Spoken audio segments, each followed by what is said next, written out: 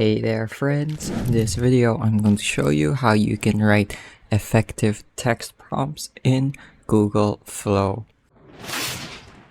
So the good thing about Flow is that it combines Google's video generation model along with Gemini, so it understands natural language really well. So when you're writing text prompts, it's good to have a couple of things in mind, and this helps you produce the best results. And what these are is, for example, you want to keep in mind the subject, the environment, lighting, the mood, and maybe the camera movement. So by describing these 5 things really, by being specific about these 5 things, it gives the video generation model most things to work with. So I'll write an example for you here. So again, subject. So let's describe a woman dressed in winter clothing. Then the environment, walking through.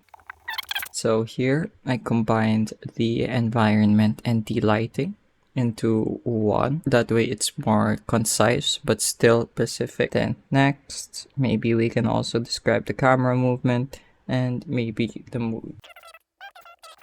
So let's see how well that works. So the videos have just finished generating. Let's go ahead and give them a quick watch.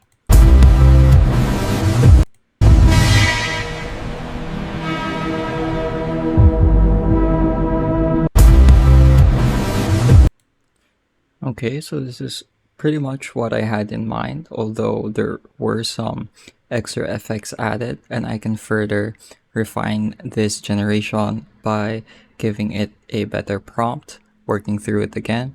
But that's how you can write your text prompts to be more effective again, and that's by keeping in mind your subject, your environment, the lighting, as well as any camera movements or vibes or moods you'd like to include. So that's it for this video. It's pretty quick and pretty easy. A simple quick tip to help you manage your workflow.